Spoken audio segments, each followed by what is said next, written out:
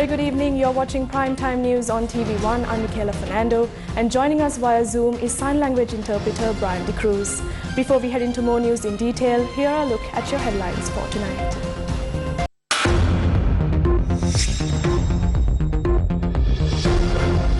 President conferred Sri Lanka Dishwara Padma Vibhushana Award. Farmers who didn't use fertilizer provided by the government won't be compensated, says Minister of Agriculture. Farmers express dismay over government's decisions.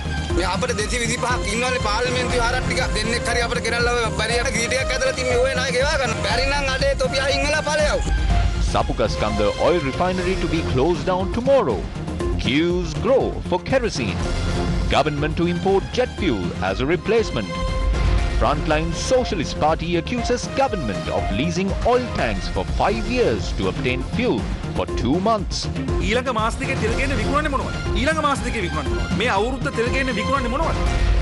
Gas cylinders brought amidst police security. More queues for gas.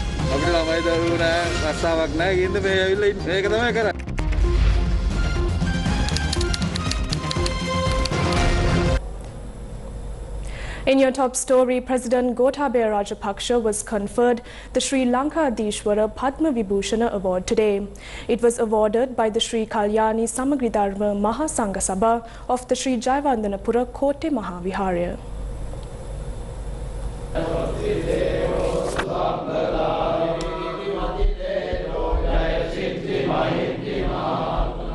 The event was held under the auspices of the Mahanayaka of the Sri Kalyani Samagri Dharma Sangha Sabha, Most Venerable Itthaphane Dhammalankara Thero.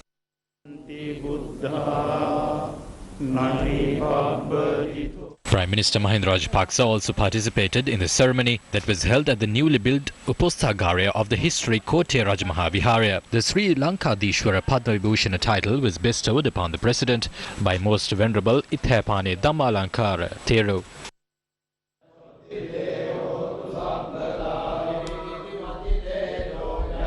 මා සිංහලයන් බහුතරයගේ ඡන්දයෙන් තේරීපත් වූ ජනාධිපතිවරයෙකු බව එදා රුවන්වැලි මහා සෑය ඉදිරියේ ජනපති ධූරයේ දියුරුම් දුන් අවස්ථාවේ ප්‍රකාශ කළා. When I swore in as president on that day in front of the Ruwanveli Mahasaya, I said that I am a president who was elected by the votes of a majority of the Sinhalese. I firmly believe that protecting the heritage of Buddhists who made immense sacrifices for me to become the first citizen is my prime responsibility. I will work towards that. I must mention that because of the Buddhist teachings that were bestowed upon me, an environment has been created in the country for my fellow citizens of other religions to enjoy freedom. We were able to successfully contain the COVID-19 pandemic that prevailed for 2 years. Even though I was insulted by some groups due to several social and economic issues caused to the public by the pandemic, I have the strength to handle those insults with patience. It is doubtful whether those who insult me have served the country as much as I did. I am ready to overcome challenges and start a new journey to fulfill the expectations of the people. If I have to make certain decisions to reach there, I am ready to make them. I say that responsibly in front of the Honorable Mahasangha today. මුහුණ දීමට සිදු බාධක මගහරවා ගනිමින් නව ගමනක් යෑමට මා මෙරට ජනපති ලෙස තෝරාපත් කළ ජනතාවගේ අභිලාෂයන් මුදුන්පත් කර දීමටත් මා සූදානම්. ඒ සඳහා ගත යුතු තීරණ ගන්නට සිදුවේ නම් ඒ සඳහාත් මා සූදානම් බව මේ අතිපූජනීය ගෞරවනීය සංඝරත්නය ඉදිරියේ වගකීමෙන් ප්‍රකාශ කරනවා.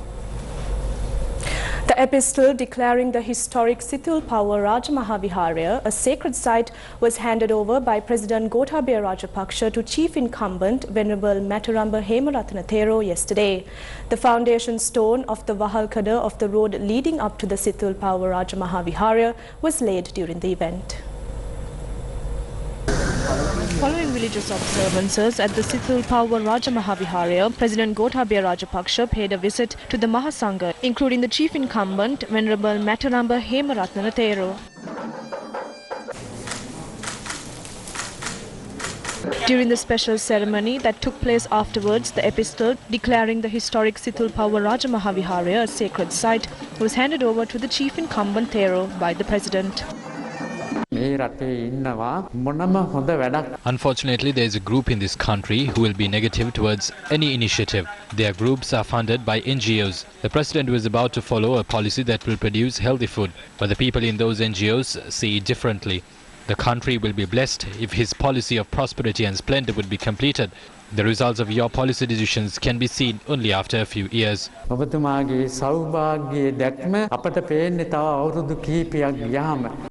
Moreover, the epistles declaring the 4 nearby temples sacred sites were presented to the relevant chief incumbent bearers.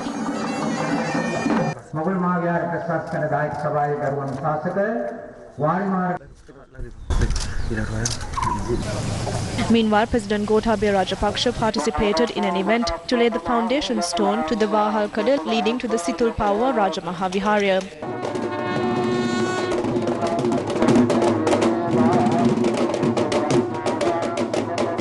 Afterwards, the president took part in the special puja ceremony at the temple.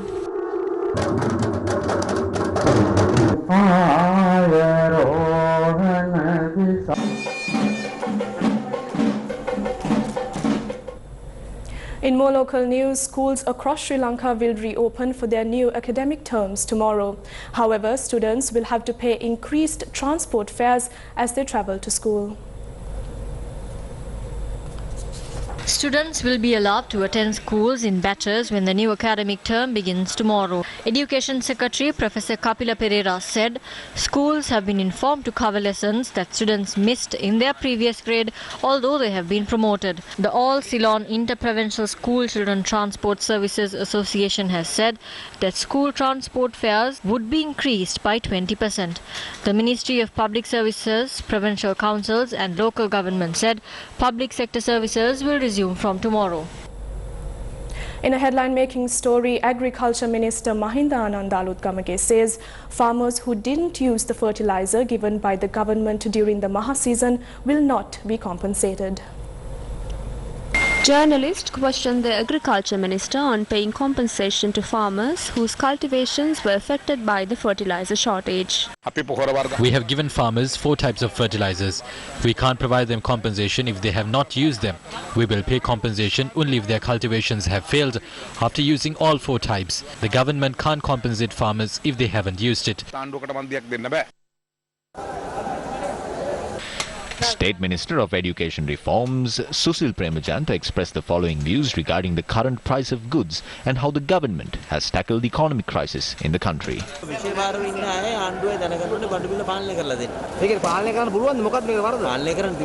They could have done it if they took the necessary steps beforehand. When there is no fertilizer for the farmers, how can they reap their harvest?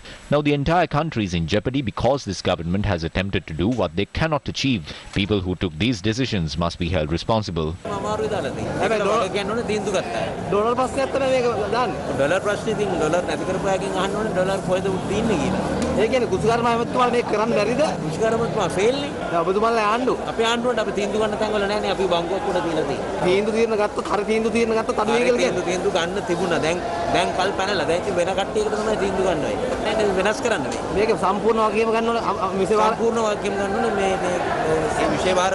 The complete responsibility must be undertaken by the subject minister and the people who made these policy decisions. People who are unable to do this must resign and let others take over. Farmers of the Horagampita paddy fields in Talikada, Gaul, point out that the cultivation of paddy seeds has been severely affected by the fertilizer shortage. This was the state of the fields in which organic fertilizer was applied. These are farmers who provide paddy seeds to the Gaul district. How can we cultivate other fields if this is how crops are growing? Other farmers are also affected. We won't be able to give paddy during the next season. Look at this plant. I don't know what this minister is doing by withholding fertilizer from us. This is a heinous crime done against us. These are the fields in Ranwala, Ratnapura.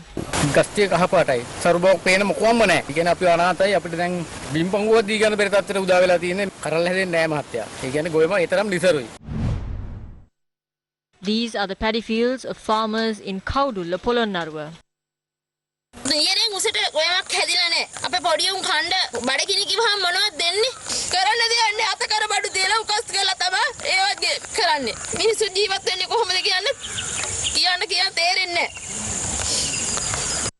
Farmers complain that the paddy cultivation are showing slow growth.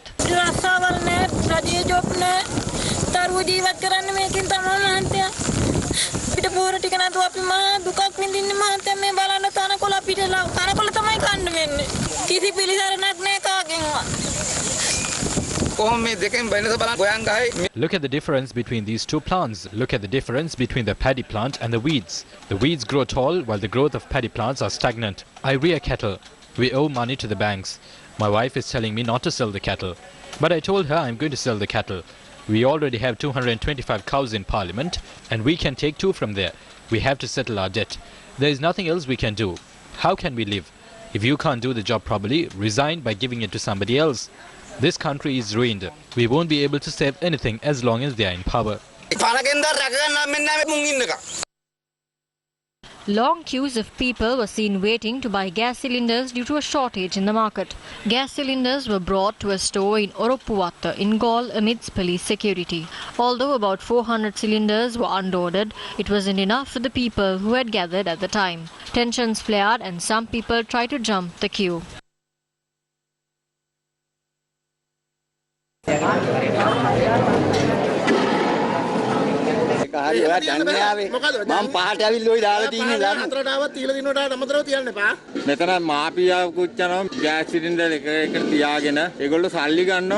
රුපියල් 5000ටත් ඉන්න ගන්න මිනිස්සු. පහමාරයි මම මෙතෙන්ට එනකොට මේ එතකොට මේ ටික පෙවුන්නේ නැහැ. මේ ඊට පස්සේ මේ උඩින් දැම්මා. අපිට ළමයි දරුවෝ නැහැ, රස්සාවක් නැහැ. ගින්ද මේ ඇවිල්ලා මේක තමයි කරන්නේ. උදේ 6:00 ඉඳලා ඉන්නේ. දැන් සෙපයිනේ. ඒනෝනේ වැඩට ගියා උදේ ගෑස් එන වැකුවා ආවා ගෑස් ටැංකියත් උස්සගෙන ඉතින් මොනවා කරන්නේ? පඩි දෙකයි. මඩක් නැහැ කතා කරලා. කාට කියන්නේ මේවා? ඈ අපි දීලා අපි දැන් හවුත් වෙලා. මඩි නැහැ පොලි මඩි. තව දික් වෙන්න ඕනේ පොලි.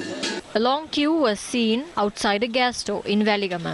However, gas cylinders had not been brought until 10 a.m. A Litro gas dealership in Mathura had displayed a banner saying that there's no gas cylinders. A correspondent reported that people from Galle, Imaduwa, Ahangama and Waligama who came to buy gas cylinders were affected. gas ගන්න කතා කරලා වැඩක් නැහැ. ඔය ගමන ධර්මීතියක් බඳලා විකුණන්න හිතාගෙන ඉන්නේ.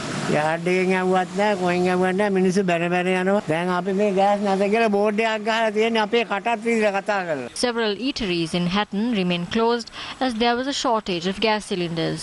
gas නැහැ, gas කොහෙවත් නැහැ. gas වෙනකන් ඉතින් හොටල් වන්න තමයි දෙන්නේ. ඉතිපඩ වැඩක් නැහැ නේ. ඒක පොණ්ඩ සිදියක් නැහැ නේ. ඈ Long queues were seen in Mahaviharya as well.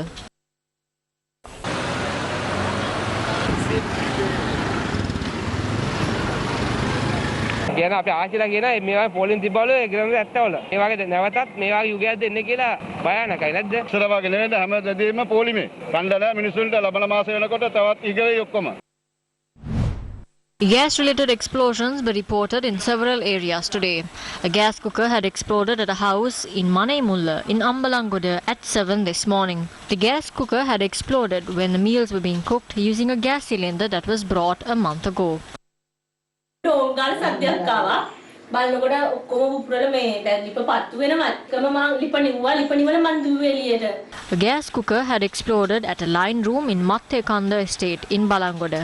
Our correspondent reported that explosions had occurred when cooking using a gas cylinder that was brought 15 days ago.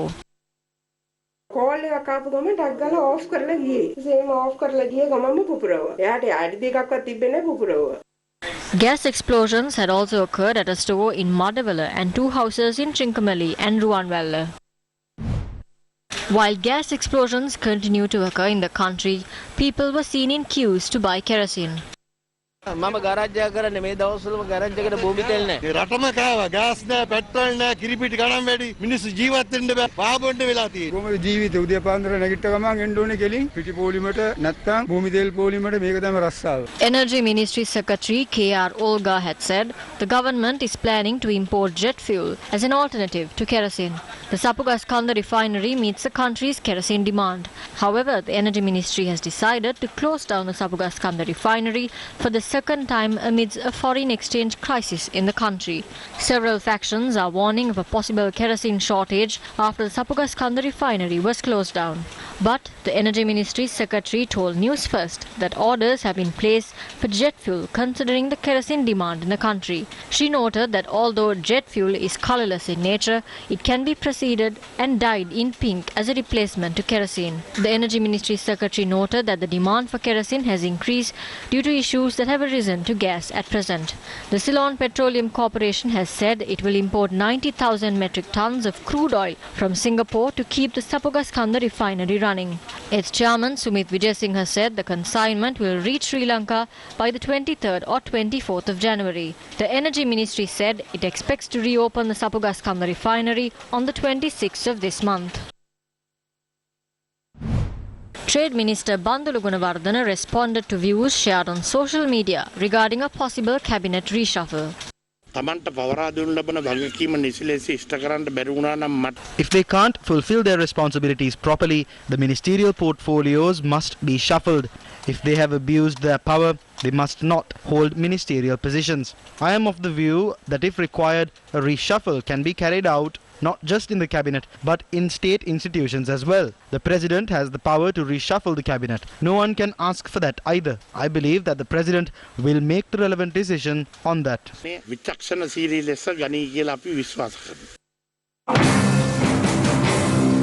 Can the country's problems be resolved through a cabinet reshuffle or by changing officials? Opposition MP Dr. Harsha De Silva has said that the economic crisis was created as a result of the decisions made without a proper leadership. I believe on the 1st of December, a large number of taxes were slashed based on a circular from the Presidential Secretariat without consulting the Treasury or inquiring into it. We said it would cause losses of more than 500 billion rupees to the government. But the government has lost revenue amounting to more than that.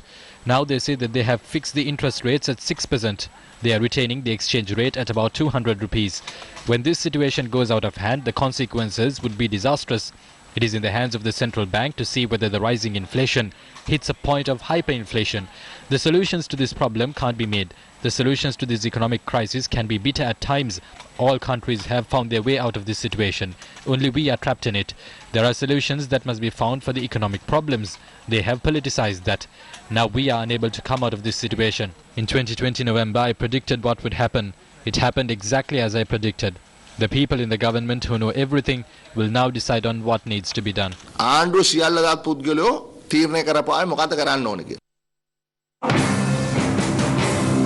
The Janata Vimukti Peramuna says that the leaders of the government has created this economic situation. This crisis was created. Who created this? It was Gotabaya Rajapaksa. There is a big problem in the government's tax policy as well. What has happened to the government's tax policy? Their tax policy is to grant relief to the racketeers who are their henchmen.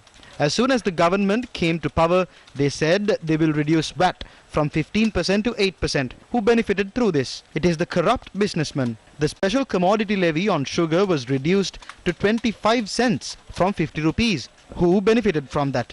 They reduced the tax on coconut oil. It was the businessmen who benefited through that as well. The people didn't receive those benefits. Goods are stuck at the port and have not been cleared because there are no dollars. But the government keeps saying it will reduce taxes. The government has been adjusting its tax policy to allow the racketeers, who are their allies, to earn massive profits. This government was elected to protect the country. What has happened today? The government has begun to sell valuable assets to an extent that we never witnessed before. The government that came to power promising to retrieve the assets that were sold tried to sell the Colombo Port's East Container Terminal. They gave the West Container Terminal to India's Adani company. The country doesn't have dollars. There is a shortage of dollars. With regard to the Trincomalee oil farm, they said they will regain control of it from India. But what has happened today? They are giving away what was left of it. They were elected for 5 years to govern the country, but they are leasing assets for 50 or 60 years. They are betraying the country through these actions.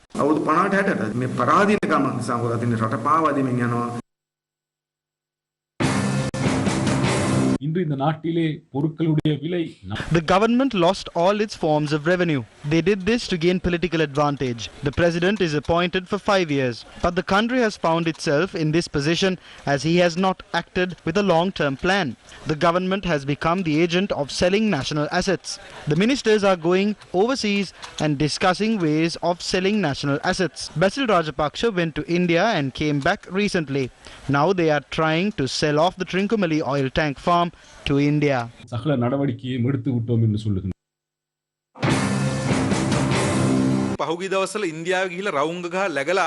They still visited India and received $500 million to resolve this problem. The $500 million can be used to import fuel. We can't even import fuel required for 2 months using $500 million. To import fuel for 2 months, they are leasing out the oil tanks. If they have signed this agreement in exchange for fuel purchases worth $500 million, what will they sell to import fuel for the months after that? When will they stop selling assets? We will lose ownership and control of this land and the oil tanks for 50 years. All this is done to import fuel for 2 months. We can't recover from this situation if we allow this to continue.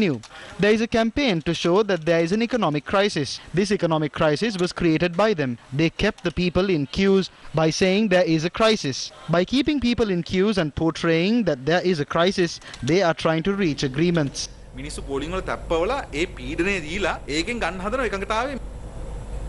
In more local news, opposition leader Sajith Premadasa made the following remarks in Kolonnava today.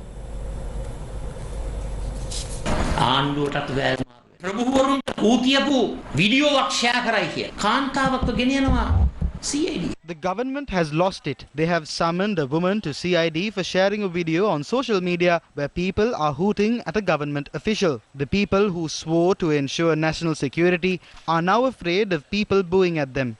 But how can they violate human rights to protect themselves from this public humiliation? The video was not a lie. The incident took place in front of a large crowd. We should listen to what people say. We should be progressive.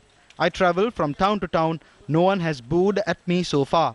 However, we don't know if there might be a setup. Do I command my security personnel to arrest those who boo? I will go to them, listen to their woes, and sort things out. That is how government officials should conduct themselves. They are booing for a reason. They can't bear this anymore. People are sick and tired of staying in line for gas, milk powder and fuel. The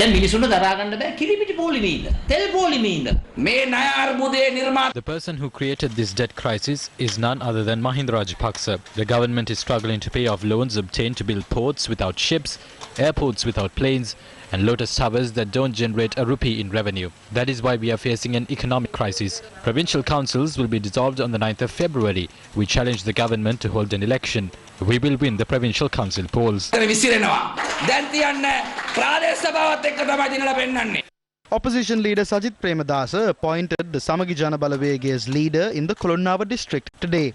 He also distributed milk powder and other essential food items among the people. From tears of sorrow to tears of joy, building bridges of hope for our very own Sri Lankans. Kalugala, Dambulla, Watamada, Hambegamuwa, Neluwa, Gaul, Pokpitiya, Hunnaskiriya, Pilla Kumbura, Balangota, Vagolla, Udabavagama. Building bridges for the people to realize their aspirations.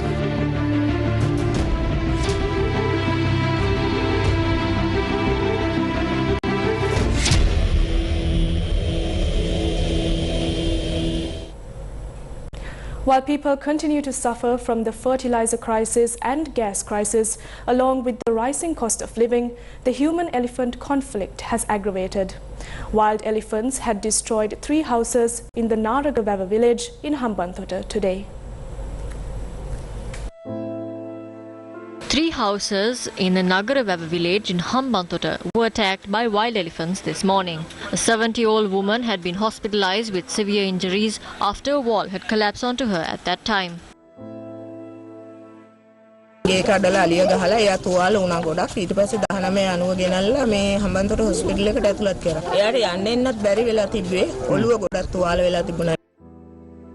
3.5-year-old child had also been injured in the attack. The people say that wild elephants encroach into their villages daily.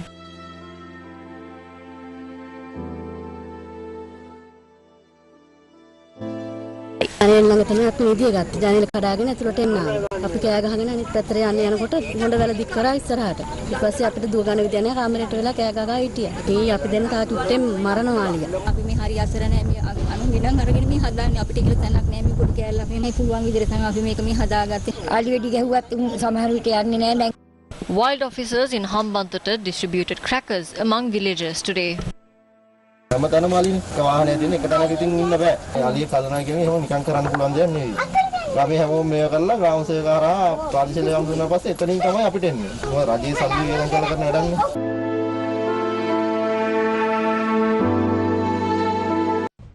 It's been 13 days since 86 farmers associations, including the Walava Left Bank Farmers Association, had launched a Satyagraha on the 21st of December. They are demanding authorities to implement the gazette on the Hambantota managed Wild Elephant Reserve and to chase away the elephants that are posing a threat to their lives and property to the area demarcated in the gazette. We are asking the officials to install an electric fence and to chase the wild elephants into the reserve. We are asking them to protect our fields from the wild elephants. We can't stay at home. Our cultivations are being destroyed. We are asking the government for an electric fence. අපිට පියවරක් දෙන්න මේ අලියට ගහනවා ගියා උන්නට ගහන්නේ නැහැ කවදාවත්. මේකේ විසඳුමක් අපිට දීලා දෙනතුරු අපිත් මෙතන නැගිටින්නේ නැහැ. Farmers say political leaders in the Hambantota district haven't visited them yet to inquire into their problems. Minister Chamal Rajapaksa visited the site of the Satyagraha that is being staged against the internal issues of the Sri Lanka Podujana Peramuna. A group including Hambantota Mayor Iraj Fernando are staging the Satyagraha.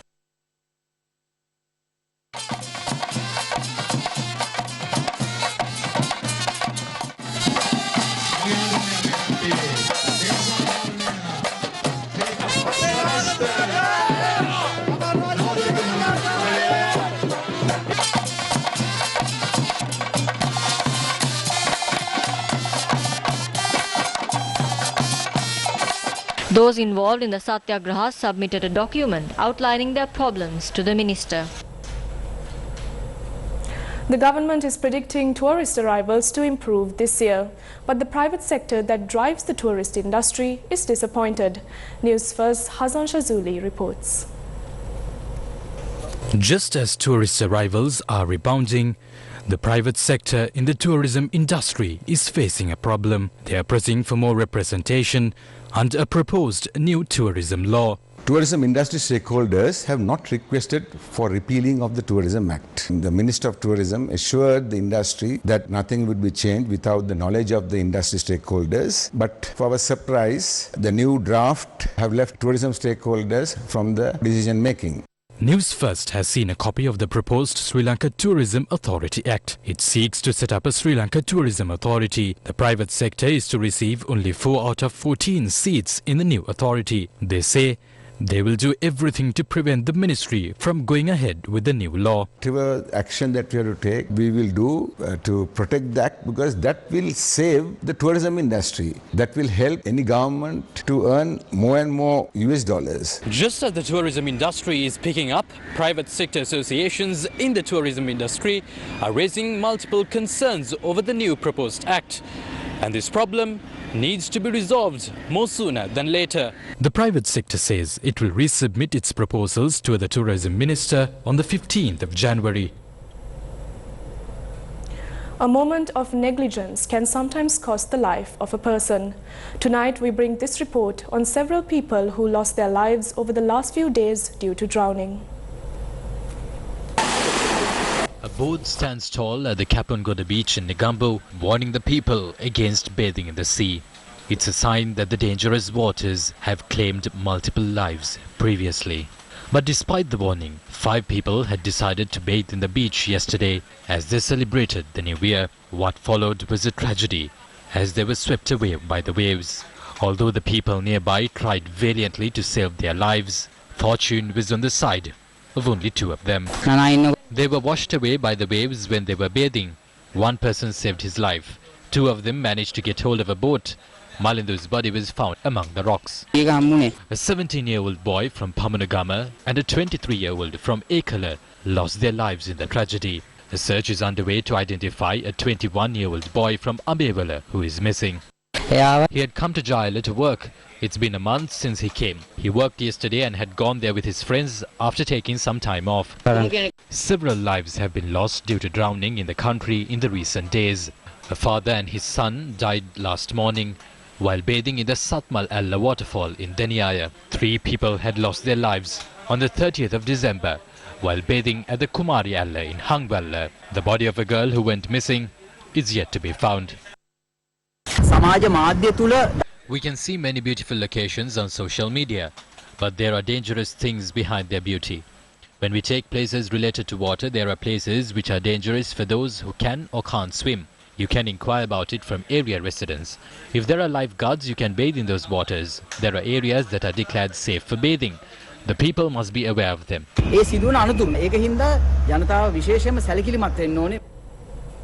The Central Province Competitions of Sri Lanka Wanita Abhimana 2021, organised by Newsfirst and the NDB Bank, was held at the Kandy City Centre today.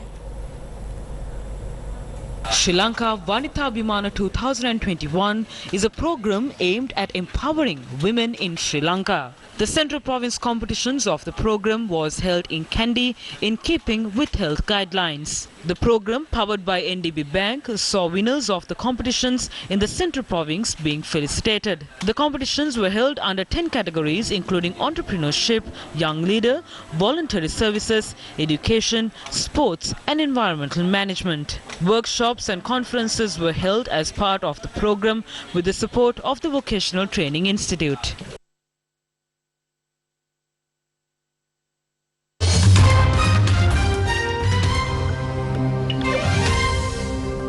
In news from overseas, a large fire was reported at the House of Parliament in the South African city of Cape Town. Video footage showed a plume of black smoke filling the sky with huge flames coming out from the roof of the building.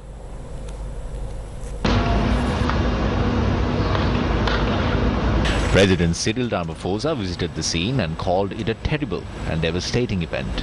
He said a man was being held and questioned by the authorities, adding that the building's sprinkler system had not functioned properly. Dozens of firefighters are at the site, battling the blaze. It is not yet clear what caused the fire.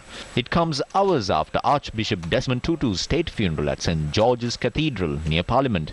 Minister of Public Works Patricia de Lilly later said the fire in the Chamber of Council of Provinces had been contained, but the National Assembly building was still burning. J.P. Smith, a member of the Cape Town Mayoral Committee for Safety and Security, told reporters that the roof above the old Assembly Hall was completely destroyed and further damage inside the old chamber had not yet been evaluated. The House of Parliament in Cape Town are made up of 3 sections, with the oldest dating back to 1884. The newer sections, built in 1920s and 1980s, house the National Assembly. Last year, a fire ravaged part of the University of Cape Town's library, which was home to a unique collection of African archives. And that is a wrap of Primetime News. For all these stories and more, log on to our website www.newsfirst.lk. Take care and good night.